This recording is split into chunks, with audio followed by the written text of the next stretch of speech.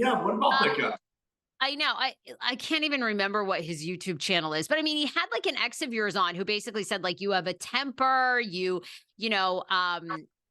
Listen, it's funny. Like I've seen YouTube, and where I've seen or TikTok. Actually, I got rid of my TikTok. I was like, I got my Facebook. I narrowed it down to like close friends and family, and then Instagram for everything else. I just couldn't handle because I wish you could write a book or have a book or a manual on how to deal with the once again like baptism under fire. Like I didn't know what a troller was. I didn't even know what that meant. The term, like I like all like the haters, the trollers, the bloggers. Like I didn't know what any of that stuff was until I was constantly attacked. Now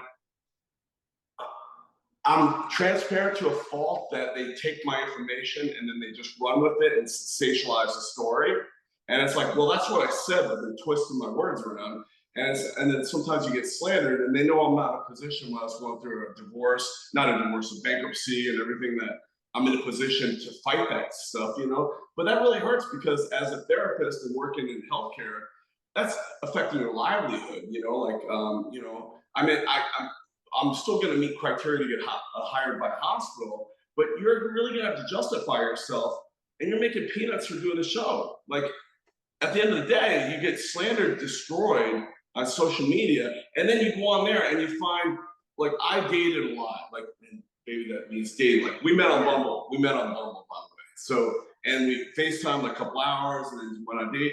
Now, I've done the same thing where you're dating, and then like I go on a date with somebody, and let's say it didn't work out. Like I saw one girl on TikTok. She's got the TV show Love in Paradise running, and she's doing this like this. I went out with this guy, like he's that crazy. Like everybody tries to ride your coattail. They say two things: that you're going to get your 5 minutes of fame, but yet they want to ride that 5 minutes of fame, to be relevant. So that's another girl. I did go on a couple dates. I explained to her the whole story of how that unfolded, and everything she told the story, she twisted and manipulated to sound like a victim.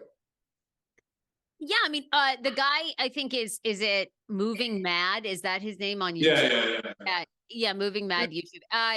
She said that you were OCD. She described you as a love bomber. I mean, Sandra, maybe you can talk to these things since you guys are dating. I mean, is Scott OCD? Does he look super clean? Yeah, you saw the video with the ex. Well, okay, so here's the thing. When she met me on Bumble and we started video chatting, she didn't even know that I was on TV. Like, I could easily go out with girls on my Instagram. Like, during Love in Paradise, I was getting like 300 DMs a day. Now it's probably like maybe like 20, but then once I started dating her a month ago, it went to like 5 DMs a day. Like they're not even gonna bother talking to me. But I didn't want to do that because I feel like they've already drawn a conclusion of who they think I am, and I didn't want that. So I went on Bumble and I put my profile of respiratory therapist, coach, and then you can set it. Yeah, and then I think I was the only person that was like in this area, and I said, wow, like it's not in Tampa, it's not in Orlando, it's right here, and then we matched, we start to talk, and then I didn't know, he told me something, but in my mind, I was like, I saw you before, but I never see that problem. I mean, that I don't know, maybe I saw him in the gym, or maybe on the street, Publix, we don't know. And then after that, we had a conversation that we had something in common, that means that he knew my last partner, and then I said, oh, maybe that's why, I saw you before.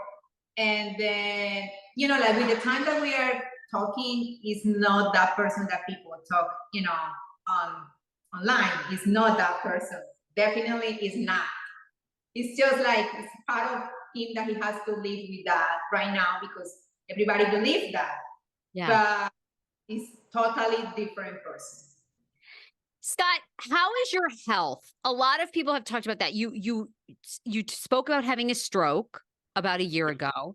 Ischemic stroke, July 29th of 2022. I didn't even tell TLC before I did the production. It was like 4 months out. From the time I had the stroke to when I did Love in Paradise, I was cleared to work out like 3 months later. And then I did the show that that following month later. So it was like 4 months after my stroke. So I was left with some residuals, like my short. Like if I keep talking for a long time, I'm educated. I'm comfortable public speaking, but after the stroke, I can process thoughts and the words I want to say, they just can't come out fast enough. So Sure. that's part of ischemic. Like I had a blood clot and I had what they call an ischemic stroke, a mini stroke. So the residuals, I lost full movement on this side of my body, facial drooping, everything, the arm, everything down my leg. My leg was dragging. And then I was left with, after all that, the residuals I was left with was my face, I feel is numb on one side when I talk. Like my lip kind of pulls a little bit. And then the other thing is my short-term memory. Like if I start talking a lot, I can't get the words out. So I'll be like, I'm waiting for the words to appear in my, if that makes sense. Sure. Where are you with your job? Because you had lost one of your jobs, right? Your respiratory job. Yeah. Respiratory. Well, I'm not gonna lie. Listen, I went through the hardest time of my life was I was buying time on credit cards. I was buying time on what money I had left after I had the stroke. Like I couldn't work as an RT for some time because I knew I couldn't work in critical care because I can't at that time couldn't think fast enough, couldn't respond in a critical situation. And I'm a patient advocate. If that was my mother or my grandmother or your mother, would you want somebody that still has some deficits taking care of your person in a critical situation? So I had to come to terms with that. But then I did back-to-back shows on TV. And then I was just trying to milk things out.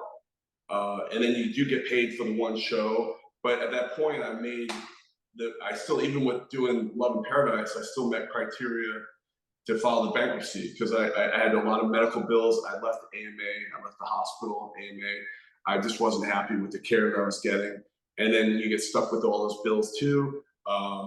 I tried to do a contract in April, but at that time I still wasn't ready. And then, the hospital ended up suing me, which that was all included. Like, I'm very open. I have not, like, so you gotta have other 90-day people who are gonna sugarcoat their lives. It's all about plastic surgery and the life is fucking great. I don't sugarcoat my life. I have nothing. I probably have less than a couple $100 in my bank account. And you know why she loves hanging out with me? Because I'm fun. Like, we can have the greatest time on nothing. What did we do last night? Went to Bayport, we watched the sunset. We can have hot chocolate or just have great conversation or do things that don't require money, and that's the one thing that I've learned. And what I'm trying to say is that I've been through a lot of trials and tribulations in my life, and I've had money and I've lost money. And during COVID, that's the best money I've ever made, but I was giving that money to Liz and my kids and my mom, and they're all going through college and starting their lives. And I don't regret. If you ask me if I have any regrets, I don't have any regrets in my life because everything I did in my life, I always did from the heart. And you know what? It doesn't matter how much money you have, you can't take it with you. And even when you have money, that can't buy happiness. So, things will work out again. And I have another contract. I'll be starting in New York shortly. I have a New York license in Michigan and Florida. I'll probably be heading to New York here shortly.